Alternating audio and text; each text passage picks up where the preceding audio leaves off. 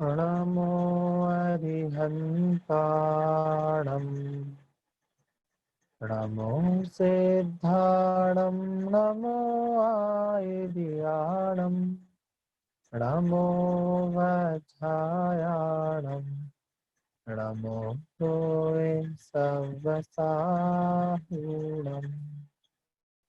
जब बोलिए देवाधिदेव श्री आदिनाथ भगवान की जय।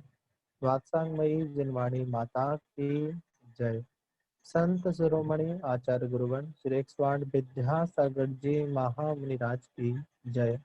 जगत पूज्य पिता तुल्य मुनि पुंगव श्री 108 सुधा सागर जी महाराज की जय। भाई दीपक समस्त मुनिराजों की जय।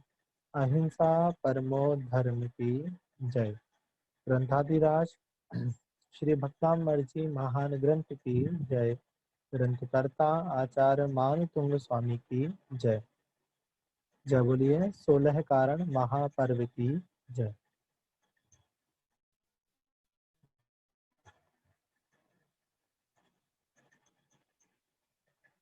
आवाज आती सब ठीक से आ रही है?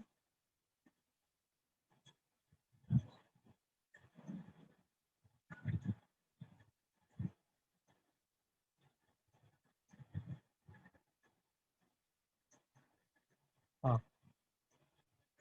कल हमने 18वें नंबर का काव्य पढ़ा था, जिसमें हमने पढ़ा कि आपका मुख एक अनोखे, एक अपूर्व चंद्रमंडल की तरह है, जो कि कैसा है? सदा उदय रहने वाला है, नित्य उदय। और कैसा है? दलित मोह महांधकारम, मोह रूपी महाअंधकार को नष्ट करने वाला है। और कैसा है? राहु जिसे ग्रस्त नहीं सकता ऐसा है, अर्थात जिससे किसी प्रकार का कोई ग्रहण नहीं होता। और कैसा है? वादी दानाम नागम्यम, अर्थात जो बादल आदि हैं, उन बादलों के द्वारा भी जिसके प्रभाव को रोका नहीं जा सकता ऐसा है। और वह तीनों लोकों में शोभायमान, या तीनों लोकों को प्रकाशित करता हुआ अत्यधिक कांति के साथ शोभायमान हो रहा है, ऐसा आपका मुख रूपी अनोखा चंद्रमंडल है। क्या उस अनोखे चंद्रमंडल के समान आपका मुख है, मुख रूपी कमल है। ये हमने कल पढ़ा था। ठीक है, अब आइए आगे चलते हैं। पिछले काव्यों में अगर किसी को कुछ पूछना हो तो पूछ सकता है, नहीं तो आगे चलते हैं।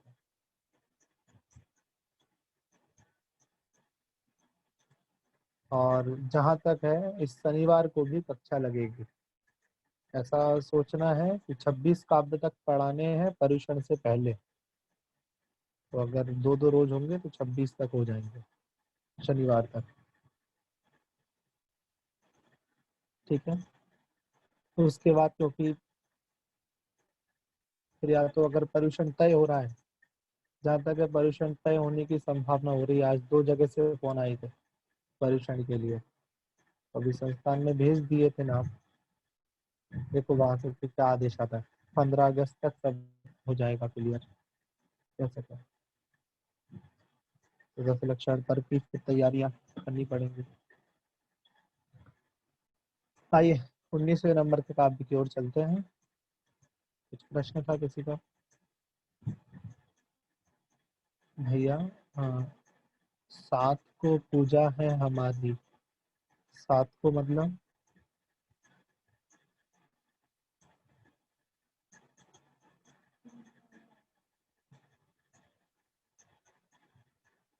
सैटरडे। अच्छा, सैटरडे को पूजा है। अच्छा ऐसा है, ठीक है देख लेंगे।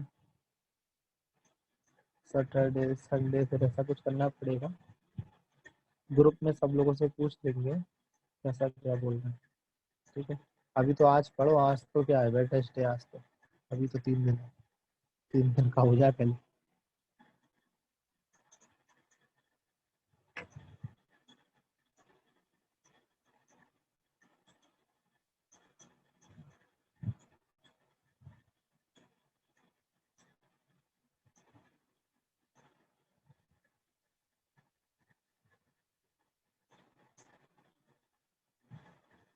19वें नंबर का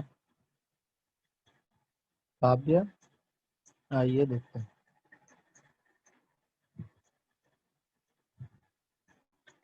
किम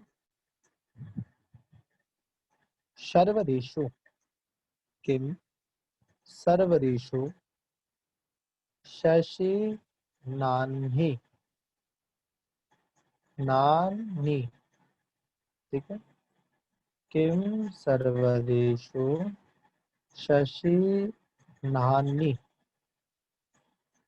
विवस्वतावा, किम सर्वदेशु शशि नानी विवस्वतावा।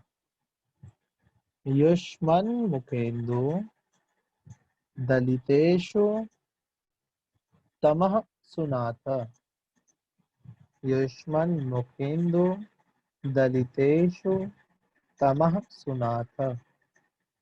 निष्पन्न शालिवनशालिनी जीवलोके, निष्पन्न शालिवनशालिनी जीवलोके कार्यं कियत् जलधरैः जलभारनम्रैः, कार्यं कियत् जलधरैः जलभारनम्रैः। आइए ठीक से उच्चारण करेंगे। किं सर्वरेषु शशिनान्हि विवस्वतावा, युष्मन्मुखेन्दुदलितेषु तमः सुनाथ। निष्पन्नशालिवनशालिनि जीवलोके कार्यं कियत् जलधरैः जलभारनम्रैः। एक और बार। किं सर्वरेषु शशिनान्हि विवस्वतावा, युष्मन्मुखेन्दुदलितेषु तमः सुनाथ। निष्पन्नशालिवनशालिनि जीवलोके कार्यं कियत् जलधरैः जलभारनम्रैः। हाथ उठाइए।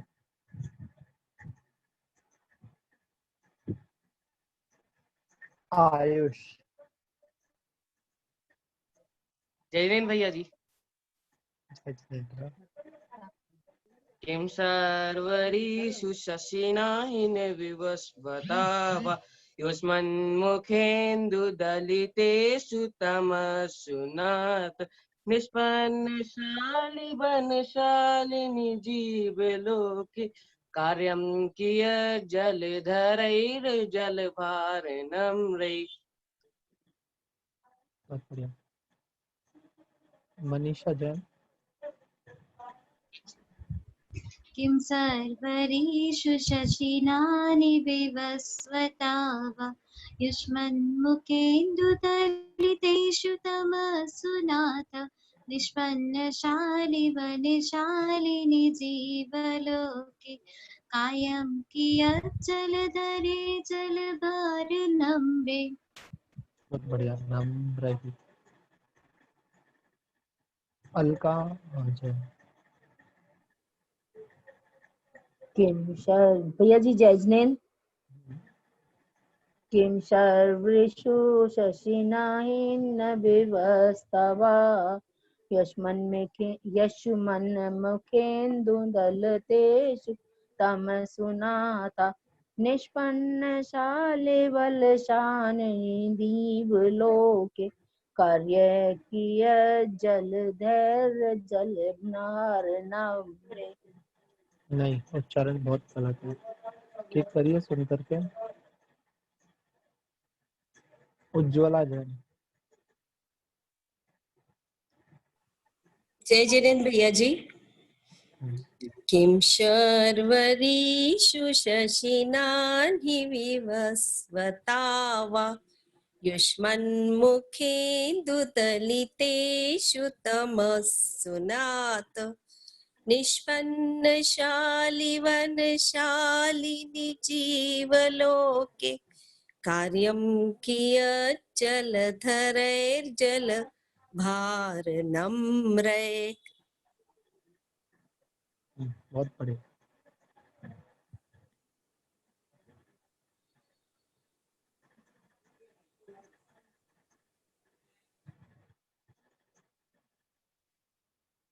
किरण उमेश।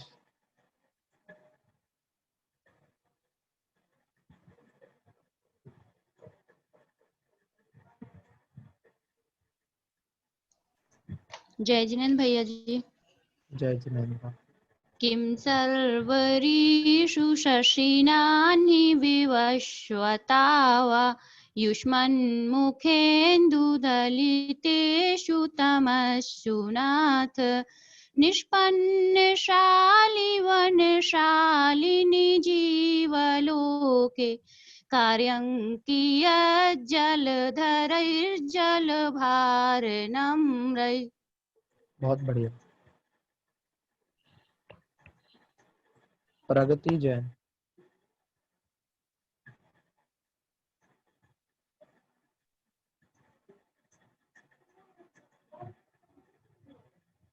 बोलिए, आपकी आवाज नहीं आ रही है। चलिए, बस हुआ। किसी ने क्या प्रश्न पूछा? युष्मन्मुखेन्दुदलितेषु तमस्सुनाथ निष्पन्नशालिवनशालिनि जीवलोके कार्यं कियत् जलधरैर्जलभारनम्रै। ठीक है।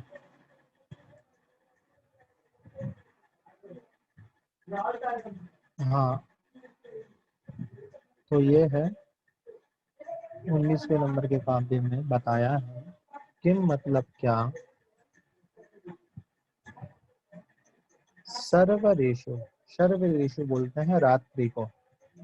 ठीक है, सर्वरेशु अर्थात रात्रि को या रात्रि में। शशिना अर्थात शशिना अर्थात चंद्रमा से। किम बा, देखो किम लिखा है और अंत में लिखा है वाह, उस वाह को साथ में जोड़ देंगे। किम्बा अर्थात क्या प्रयोजन है, सर्वदेशु रात में, शशिना अर्थात चंद्रमा से, और फिर निकलेगा अन्ही, अन्ही अर्थात दिन में, विवस्वता अर्थात सूर्य से। अन्ही अहनी अर्थात दिन, सर्वदेशु अर्थात रात, शशिना अर्थात चंद्रमा, विवस्वता अर्थात सूर्य।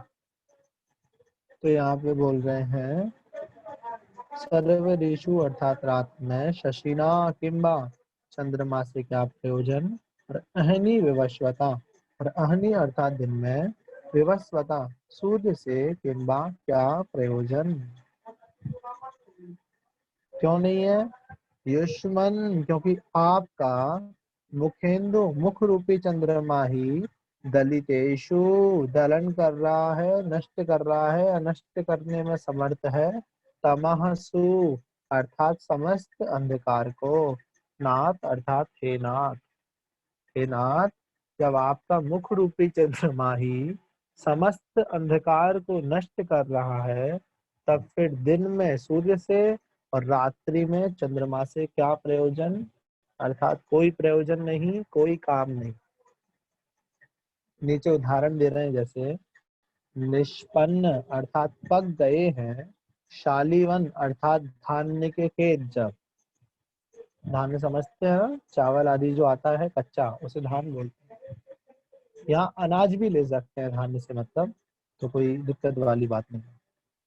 धान्य उन चावलों को भी बोलते हैं जो धान के रूप में आता है, और सामान्य अनाज को भी धान बोलते हैं। तो निष्पन्न अर्थात पक गए हैं जब, शालीवन पके हुए, शालीवन अर्थात धान्य के खेत, शालिनी अर्थात शालिनी अर्थात शोभायमान हो रहे हैं जीव लोके अर्थात संसार में। जब इस लोक में पके हुए धान्य के खेत शोभायमान हो रहे हैं उस समय कार्यम किया क्या कार्य है। जलधरैर अर्थात जल को धारण करने वाले अर्थात बादलों से। जल भार जो कि जल के भार से। नम्र ही अर्थात झुके हुए हैं। हम ऐसा बोलते हैं ना कि जो व्हाइट बादल होते हैं जिनमें पानी नहीं होता वे ऊपर रहते हैं और जिनमें पानी होता है वे नीचे आ जाते हैं। इसलिए यहाँ पे बोल रहे हैं कि जो पानी वाले बादल अर्थात जो पानी के भार से झुके हुए हैं ऐसे जल धरे ऐसे बादलों से कार्य किया क्या कार्य उनका या उनसे क्या प्रयोजन जब इस संसार में धान्य के खेत पक करके शोभायमान हो रहे हैं। अब अगर वो पानी बरसाएंगे तो वो धान्य खराब होगा ठीक नहीं होगा। उनसे प्रयोजन तो कब था? उनसे प्रयोजन तब था जब धान्य के खेत पके हुए नहीं थे, जिस समय धान्य लगाई जा रही थी उस समय वो बादलों की आवश्यकता थी। लेकिन जब धान्य के खेत पक चुके हैं फिर इन बादलों की क्या आवश्यकता। उसी तरह जब सारा अंधकार आपके मुख रूपी चंद्रमा के द्वारा नष्ट हो ही रहा है फिर दिन और रात में चंद्रमा का और सूर्य का क्या प्रयोजन, क्या था? कोई काम नहीं है। आपका मुख रूपी चंद्रमा ही समस्त अंधकार को नष्ट करने में समर्थ है, इसलिए अब इन सबकी कोई आवश्यकता नहीं। आपका मुख हिंदू ही सब कष्टों को, अंधकारों को, पापों को, क्लेशों को, कलुषों को नष्ट करने में समर्थ है या नष्ट करना।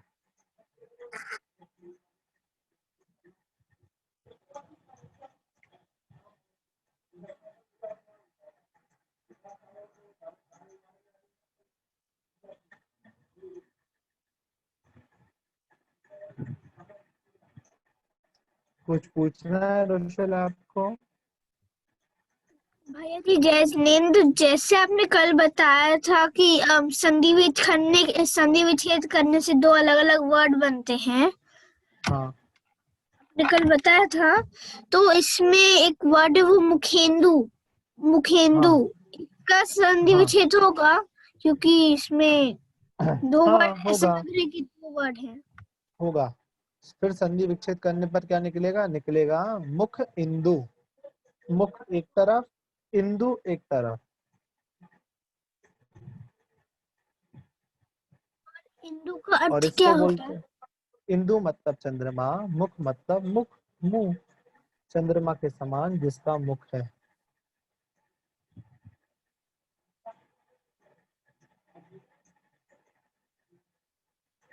देवादिदेव आदिनाथ भगवान के बारे में बात हो रही है कि हे नाथ, जब आपका मुख रूपी चंद्रमा ही समस्त अंधकार को नष्ट कर रहा है फिर दिन में सूर्य से और रात्रि में चंद्रमा से क्या प्रयोजन। जैसे जब धान्य के खेतों में धान पक करके लहरा रहा है और शोभायमान हो रहा है इस लोक में फिर उस समय बादलों का जो कि जल से भरे हुए हैं उनसे क्या प्रयोजन? उनसे कोई प्रयोजन नहीं। प्रयोजन मतलब स्वार्थ, प्रयोजन मतलब कार्य, काम। कोई काम नहीं है उनका, कोई यूजलेस है। जब खेती करनी होती है तब बादलों की आवश्यकता होती है, पानी की आवश्यकता होती है। लेकिन जब खेतों में धान पक करके तैयार हो चुका है अब पानी की आवश्यकता नहीं है, पानी यूजलेस हो गया। उसी तरह जब आप समम शरण में बैठे हुए हैं तो आपका जो मुख रूपी चंद्रमा है वो इतना अधिक शोभायमान हो रहा है कि सूर्य चंद्र सब यूजलेस हो गए, इनका कोई काम ही नहीं है। आपका मुख ही समस्त अंधकार को नष्ट करने में समर्थ है, ऐसा इसमें बताया है। ठीक है भैया जी, धन्यवाद।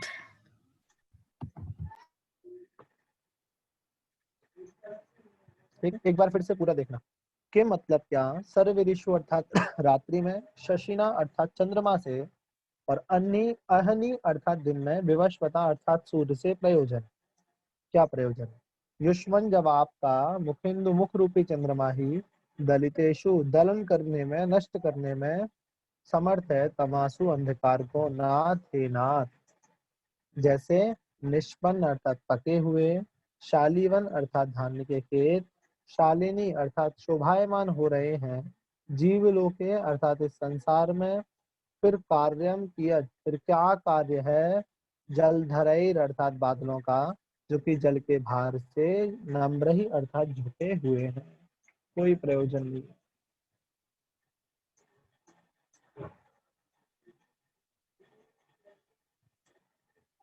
हम सभी को पता होगा कि समव शरण में जब तीर्थंकर बैठते हैं तो समव शरण में दिन और रात नहीं होते। क्यों? क्योंकि बात तीर्थंकर का ही इतना प्रभाव होता है, उनमें ही इतना तेज होता है कि सूर्य और चंद्रमा फीके पड़ जाते हैं। कोटि शशि भानु द्युति तेज छिप जाते हैं। करोड़ों सूर्यों में भी जो तेज नहीं है, वो उतना तेज उस समय समव शरण में विराजमान तीर्थंकर केवली की होता है। दिन और रात नहीं होती, किसी को भूख प्यास नहीं लगती, अच्छा बुरा नहीं लगता, राग द्वेष नहीं होते, कोई मरता नहीं है।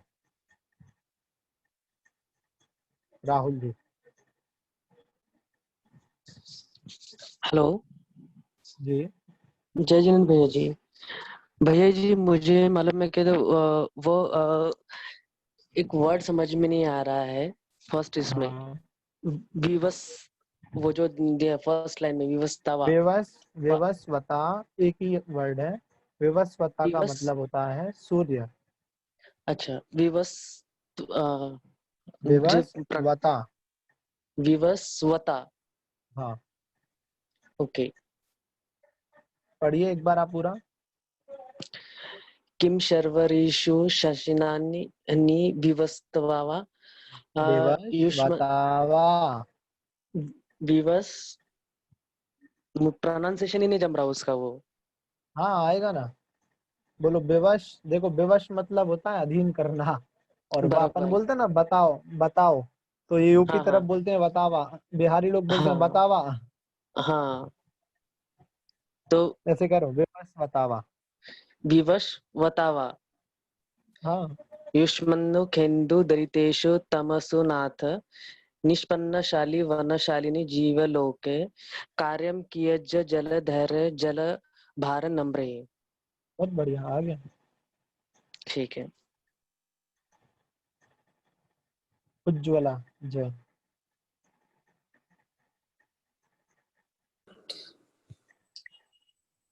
इस काव्य में आचार्य मानतंग स्वामी कह रहे हैं, मैंने तो ये बोला है कि अगर किसी को कोई प्रश्न हो तो पूछे, प्रश्न नहीं है तो कोई बात नहीं, अर्थ बताने तो बोले ही नहीं।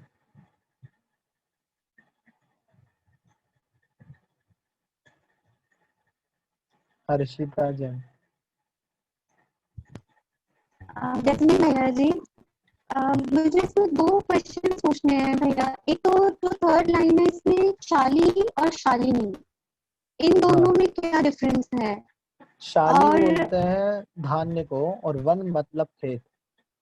हाँ जी, तो शाली धान को बोलते हैं तो शालिनी किसको बोलते हाँ हैं? ठीक है, शालीवन मतलब धान्य के खेत, और दूसरा वर्ड है शालिनी, ये अपने आप में हाँ अलग जी। वर्ड है। वहाँ दो अच्छा वर्णों से मिलकर बना था शाली और वन, धान के जी। खेत, और यहाँ अच्छा, शालिनी मतलब शोभायमान। ऐसे और समझो, निष्पन्न? किसी किसी लड़की का नाम होता था शालिनी, जी। तो उसका मतलब होता है शोभायमान, अर्थात बहुत अच्छी है, बहुत सुंदर। और निष्पन्न? निष्पन्न मतलब, तो निष्पन्न के कई सारे अर्थ हैं, यहाँ पर अर्थ लेना है पके हुए। अब निष्पन्न मतलब सही अर्थ होता है कि जो कार्य हो चुका। हाँ जी। तो यहाँ पके हुए क्यों लिया अपन ने उसका अर्थ? क्योंकि धान्य के खेत जो शोभायमान हो रहे हैं इस लोक में, क्यों हो रहे हैं? क्योंकि वे निष्पन्न हो चुके हैं, अर्थात वे पक चुके हैं। और भैया जी इसका जो यहाँ पर लिखा है प्रयोजन कह लीजिए या किस कार्य के लिए पढ़ा जाता है, उच्चाट उच्चाटन। नाभिरोधक, इसका सुनो क्या मतलब सुनो होता है? सुनो सुनो, इस काव्य को क्यों पढ़ा जाता है ये भी सुन लो।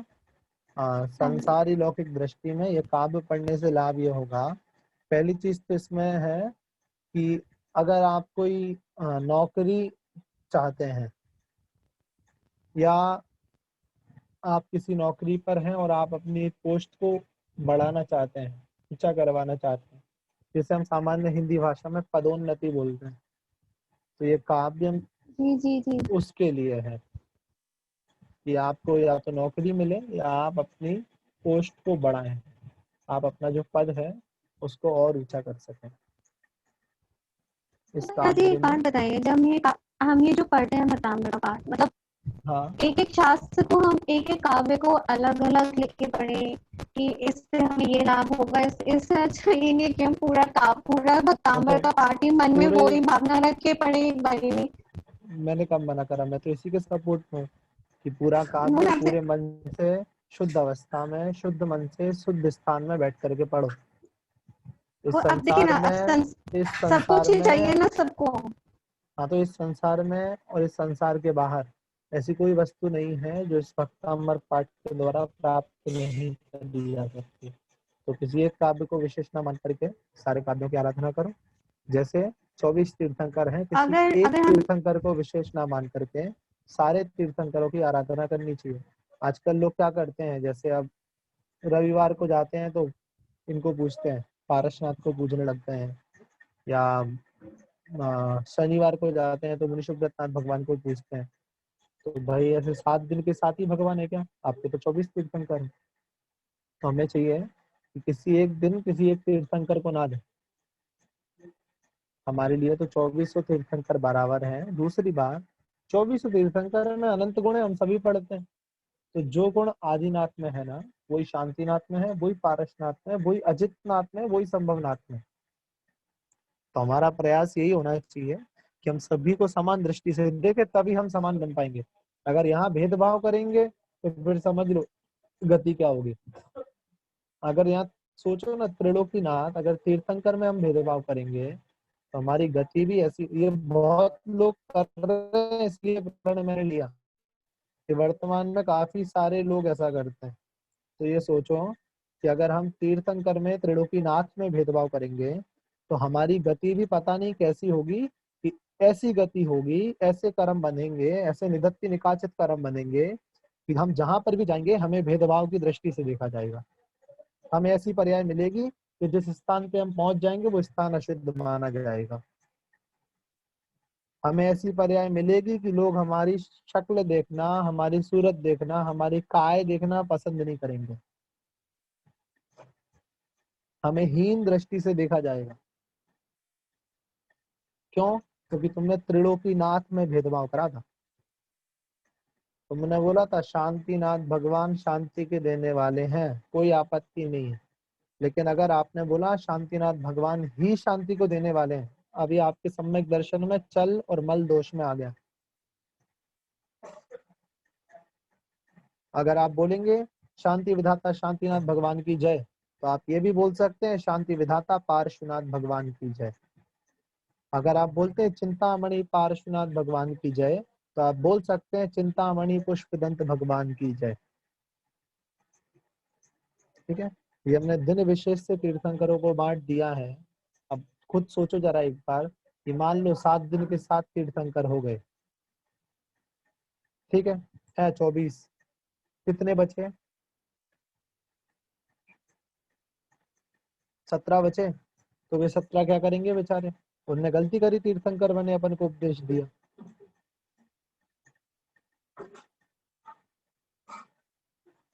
ऐसा नहीं, 24 तीर्थंकर हैं, 24 बराबर है। उसी तरह इसमें 48 काव्य हैं, सभी अपने आप में अपना अपना महत्व रखते हैं। ये महत्व इसलिए बताया जा रहा है कि हम किसी एक काव्य के महत्व को ना समझ करके ये समझें कि जब इसके एक एक काव्य में इतना महत्व है तो इस पूरे भक्तामर में कितना ज्यादा महत्व है। और जब मात्र एक काव्य को पढ़ने से मुझे इतने सारे अभ्युदय की प्राप्ति हो रही है, तो अगर मैं पूरे भक्तामर का पाठ रोज करूंगा, रोज करूंगी, तो मुझे पता नहीं इस संसार की सांसारिक और पारलौकिक वह कौन कौन सी संपत्ति है जो प्राप्त होगी। इसलिए बताया। अब अपन उसे गलत दृष्टि में देखने लग गए। हम क्या करते हैं, हम पर्टिकुलर काव्य देखने लग गए, ये वाला काव्य अपने पढ़ा का है, ये वाला काव्य पूरा पढ़ो ना, पूरा पढ़ेंगे तो टेंशन ही खत्म। अब कौन सा काम का कौन सा नहीं, सारे काम थे। भक्तामर पाठ हमने पढ़ लिया। ऐसा है, ठीक है। दूसरी चीज होती है सिद्धि। कुछ लोग क्या करते हैं, काव्यों की सिद्धि करते हैं, लेकिन वो सिद्धि आप सोचो कि घर में बैठ करके हो जाए तो नहीं होगी। ये सब मैं एकदम साफ से प्योर भाषा में बोल रहा हूँ, ये सब लोग एक नंबर से आप लोगों को मूर्ख बनाते हैं, हीलिंग के नाम से और इसके नाम से और उसके नाम से।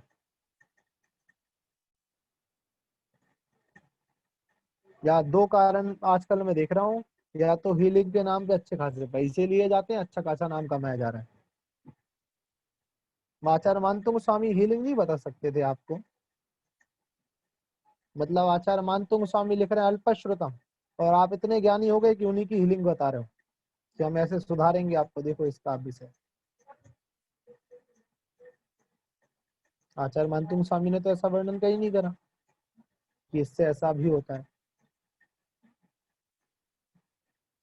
तो सिद्धि हमें हो नहीं सकती, ये हीलिंग मीलिंग जो है ये सब बर्बाद है, बेकार है।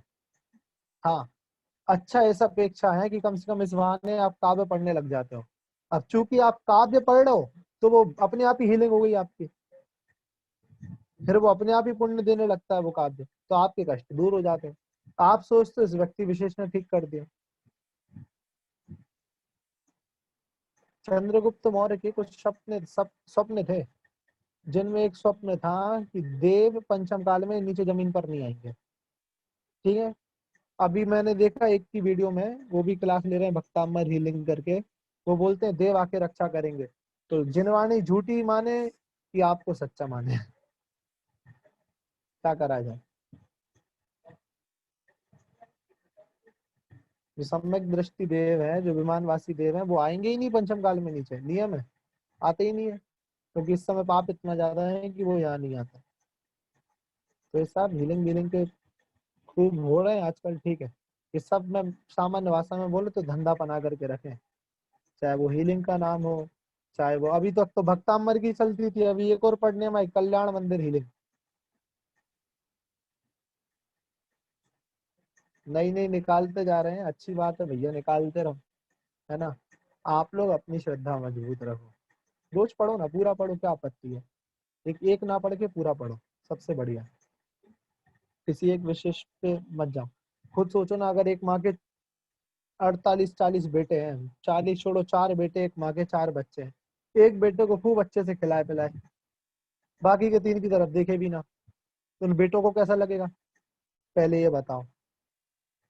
और उन बेटों में आप हो अगर, तो आपको कैसा लगेगा कि आपको एक भाई को बहुत खिलाया पिलाया जा रहा है, सारी सुविधाएं उसको दी जा रही हैं, एसी कमरे में वो रह रहा है, जो भी खिलौने आ रहे हैं उसको दिए जाते हैं, पढ़ाई लिखाई की कोई टेंशन नहीं, जो करना चाहे करे, और बाकी आप हो, आप पे सारा प्रेशर डाला जा रहा है। अब आपको कैसा लग रहा है, पहली बात। दूसरी बात, वो माँ कैसी है जो अपने बच्चों में भेदभाव कर रही है। अब इसको लगाओ यहाँ पे कि अगर आप किसी एक दिन एक तीर्थंकर को पूज रहे हो, आप भक्तांबर के 48 काव्यों में से किसी एक काव्य की आराधना कर रहे हो, बाकी सबको गौण कर रहे हो, और इसका फिर फल सोचो कि इसका फल क्या होगा, है ना। ये सब आजकल गोरख धंधा मचा करके रखा है, नवग्रह के नाम से खूब लूटते हैं, काल सर्प योग के नाम से खूब लूटते हैं, वास्तु ज्योतिष के नाम से खूब लूटते हैं। 500-500 रुपए में जो व्यक्ति वास्तु दोष निवारण करे, काल सर्प दोष निवारण करे, 500, 1000, 1100 भाव ताव करते हुए बोलते हैं इतने रुपए लगेंगे, फिर आप बोलोगे नहीं हम इतने देंगे, फिर वो इतने पे जाएंगे। तो पहले उससे बोलो खुद के दोष का निवारण करे वो, फिर आप सबके करेगा। एक उदाहरण आता है ऐसा कि एक बार एक व्यक्ति गया एक पंडित जी के पास, बोले मुझे बहुत शनि चढ़ा हुआ है। तो बोला ठीक है उतार देंगे, कितने लगेंगे, बोले 5000। बोले इतने तो नहीं है। बोले कितने, बोले कम करो। तुमने कहा चल ठीक है 3000 दे दो। बोले नहीं और कम करो। बोले 1500 दे दो। बोले और कम करो। बोले 1000 दे दो। नहीं नहीं इतने भी नहीं, और कम करो। तो बोले 500 दे दो। बोले इतने भी नहीं है, थोड़े और कम कर लो। तो बोले हैं कितने, बोले 100 रुपए है। तो बोले तू 100 रुपए में शनि उतरवाने आया है, जा, तेरा शनि कुछ नहीं बिगाड़ सकता। जब तेरे पास रुपए है ही नहीं तो शनि तेरा क्या बिगाड़ेगा। है ना। अब दूसरी बात ये कि जो व्यक्ति 5,000 से भावताव करता हुआ 100 रुपए 500 रुपए तक पहुंच गया, सबसे पहले उससे बोलो कि तू अपना शनि उतरवा, कि तुरे कैसा चढ़ा है। ठीक है, तो अपने यहाँ तो भैया जैन धर्म में ना तो नवग्रह का कहीं वर्णन है ना ऐसा कुछ है। नवग्रह मंदिर भी जो बन रहे हैं तो देख लो, अभी 10 20 50 सालों के अंदर अंदर के हैं, एक भी प्राचीन मंदिर नहीं है, किसी ग्रंथ में नाम नहीं है किसी दिन विशेष के साथ किसी तीर्थंकर को पूजने का या नवग्रह के नाम से पूजने का। हाँ, जैन धर्म में 88 ग्रह अवश्य बोले हैं जिनका आप वर्णन पढ़ सकते हैं, कोई दिक्कत नहीं है। 88 ग्रह जैन धर्म में बोले, नवग्रह आदि नाम से तो कोई वर्णन नहीं आता। ठीक है, तो बात समझिए, ये सब फालतू की चीजों से बचिए, अपनी श्रद्धा मजबूत रखिए, बाकी भाड़ में जाए दुनियादार, जिसको जो करना है करने दो। अपनी श्रद्धा इतनी मजबूत बना लो कि कोई बोले ना, वो एक है ना, सर कटा सकते हैं लेकिन सर झुका सकते नहीं। तो एक बार अपने देव शास्त्र गुरु पे इतनी अटूट इतनी कड़ी श्रद्धा रख लो कि फिर कोई आ जाए उससे बोलना कटा देंगे झुकाएंगे नहीं, फिर चाहे कुछ हो जाए। हुआ है ना, आचार्य सामंतभद्र स्वामी ने करा है ना, हमारे गुरु है, उन्होंने कहा जो करना है कर लो, मैं सर नहीं झुकाऊंगा। फिर वो बोला हम तुम्हारे पूरे संघ का नाश कर देंगे शिवकोटि राजा। तो वो दोबारा बोले ठीक है, तुम्हारे कहने पे अगर तुम इतना सब कर रहे हो मैं झुकाने को तैयार हूँ, मैं सर झुका दूंगा, कोई आपत्ति नहीं, लेकिन मेरा नमस्कार तुम्हारी ये पत्थर की पिंडी झेल नहीं पाएगी, सहन नहीं कर पाएगी। और यही हुआ, उनने स्वयं स्तुति की रचना करी, सर झुकाया। जैसे ही सर झुकाया चंद्रप्रभु भगवान का वो काव्य पढ़ के, और सर झुकाते ही वो शिव की पिंडी जो थी वो फट गई, और उसमें से स्फटिक मणि की चंद्रप्रभु भगवान की प्रतिमा निकल करके आ गई, है ना। तो अपने नमस्कार में शक्ति रखो, चमत्कारों में मत रखो, चमत्कार तो अपने आप होंगे, और पंचम काल में चमत्कार नहीं होते, ये भी सुन लो। ठीक है, चलिए। और पंचम काल में क्या, चतुर्थ काल में भी कौन से हुए, सोचो ना, आदिनाथ भगवान 13 महीने 9 दिन तक भूखे भटकते रहे, 8 दिन तक लगभग, हुआ चमत्कार। तीर्थंकर थे, जब उनका जन्म हुआ था तो असंख्यात देव देवियां नाच रहे थे सामने, सैकड़ों देव, उनके देव देवियां लाइन लगाए खड़ी रहती थी जब वो राज्यावस्था में थे। जब वो बच्चे थे तो उनके साथ खेलने के लिए देव बच्चे बन करके आया करते थे, उनको पहलाने के लिए कपड़े स्वर्गों से आया करते थे, उनको भूख मिटाने के लिए स्वर्गों से भोजन आया करता था। और जब उन्होंने दीक्षा ले ली और जब कर्मों का उदय आया तो 13 महीने हो गए थे, 6 महीने इसके उपवास के, और 7 महीने 8 दिन 6 दिन कुछ इसके बिहार के, 13 महीने 8 दिन तक आहार जल की एक बूंद नहीं चली। कहाँ गए अतिशय, कहाँ गए देव, इतने मुनि हुए, हमें पता है। ठीक है, अकंपनाचार्य का विष्णु को मानने दूर करा, अरे कब करा, कितने दिन तक तो परेशान होते रहे, कितने समय तक, है ना। उसके बाद हुआ, और चलो एक तो अपन को मिल गया कि दूर हुए, बाकी कितने सारे हुए जिनके दूरी नहीं हुए उपसर्ग। वहां शालिनी भक्ति रही, वहां गीदड़ भक्ति रही, वहां सिगड़ी जलती रही, वहां गले में सर पे डला रहा, तब आश्चर्य नहीं हुआ, तब देव सहायता करने नहीं आए, तो अब क्या आएंगे। तो 100 बात की एक बात यह है, अगर आपके कर्म आपके साथ हैं तो सब आपके साथ हैं, अगर आपके कर्म आपके साथ नहीं,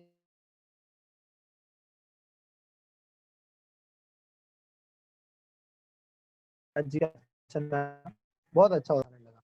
सब अपन बोलते हैं ना, सुख में सब साथ रहते हैं, आगे आगे चलते हैं, और सुख में और दुख जब आता है तो सब पीछे हो जाते हैं। तो उन्होंने बहुत अच्छा उदाहरण दिया कि जब किसी व्यक्ति की शादी होती है और जब उसे घोड़े पे बैठाया जाता है तो घोड़ा पीछे चल रहा होता है, बाकी सब बाराती आगे आगे नाच रहे होते हैं, खूब नाचते हैं, खुशी में, सब खुशी में साथ है। क्यों, खाना पीना मिलेगा मस्त, दोस्त की शादी है, सब कुछ व्यवस्था है, सब उसकी व्यवस्था चल रही, घोड़े पे पीछे बैठा है या कार में बैठा है आजकल, और क्या मान लो, घोड़े नहीं मिलते तो हाँ कार में बैठा है, और सारे बाराती आगे नाच रहे हैं। और अर्थी देखिए, जब अर्थी निकलती है तो अर्थी सबसे आगे होती है और लोग पीछे होते हैं। तो ये चीज हमें दर्शाती है कि जब सुख होता है ना सब आगे आगे चलते हैं, हाँ हाँ मैं हूँ, तू चल मैं हूँ, तू पीछे रह मैं हूँ आगे, चिंता मत कर। और जब दुख आता है ना सब पीछे हट जाता है, अब आगे कौन, दुख में तुम्हें खड़े रहना। ठीक है, चलिए बस समय आपका हो गया, आगे की चर्चाएं कल करेंगे या फिर कभी करेंगे। हाँ क्या है, फर्स्ट लाइन में शशि नारायण ही वर्ड प्रोनाउंस करके बता दी। शशि नाह नी, शशि नाह नी, ठीक है, नाह पहले आएगा फिर नी आएगा। रवि व्रत नहीं करना चाहिए क्या? रवि व्रत ही आजकल चलने लगा है भैया, कोई वो परंपरा तो थी नहीं इसकी, रवि व्रत की कोई शास्त्रों का ऐसा कुछ बहुत पहले या प्राचीन शास्त्रों में लिखा हुआ ऐसा कुछ है नहीं, एक छोटी सी कहानी थी, उस कहानी को लेकर के रवि व्रत करने लग गए। ठीक है, रवि व्रत करने लग गया, वो रवि व्रत में पारसनाथ कहाँ से आ गया ये समझ में नहीं आया, बाकी ठीक है,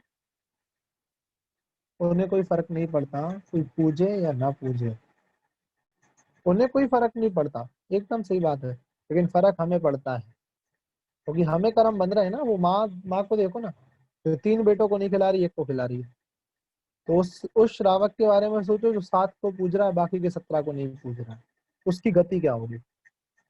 आजकल तो बहुत भक्तामय रीडिंग की क्लास चल रही है, हाँ चलने दो, इस बहाने लोग धर्म से जुड़े हैं इसलिए अच्छा है, बाकी तो जो कर्म है तो है ही है। तो भैया अतिशय कौन कर रहा है, कोई नहीं कर रहा भैया, व्यंतर देव यहीं कहीं घूमते रहते हैं, उनके जो मूड में बन जाए सो करते रहते हैं। यत्र तत्र विचरन्ति ते व्यंतरा, जिनको कोई काम नहीं होता, जिनका दिमाग उल्टा सीधा होता है, जिन्हें जो कुछ सूझ जाए सो कर देते हैं, ये व्यंतर है। पंचम काल कितने साल का? पंचम काल 21,000 वर्ष का, जिनमें से 2645 वर्ष 2646 वर्ष निकल चुके हैं। ठीक है, अब 21,000 में से 2546 वर्ष कम कर दीजिए, जितने बचे उतना पंचम काल बचा है अभी। मंदिर जी में अतिशय कैसे बताया, मंदिर जी आदि में सब व्यंतर आदि जो देव हैं वे करते रहते हैं।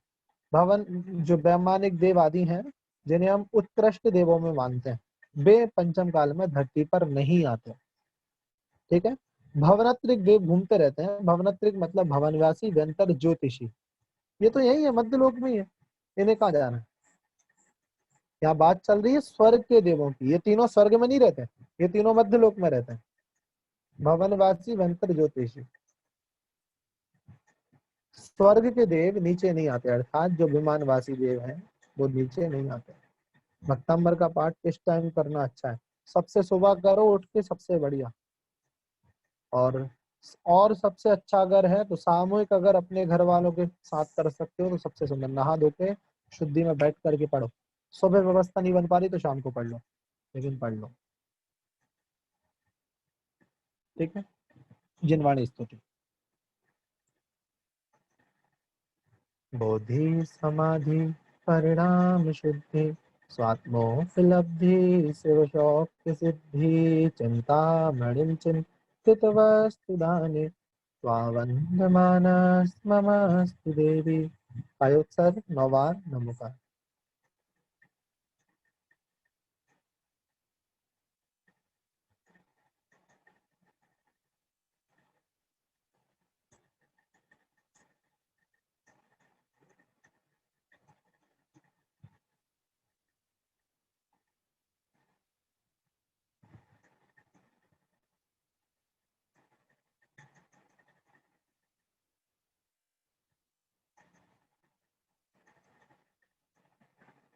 जय बोलिए पंच परमेष्टि भगवान की जय।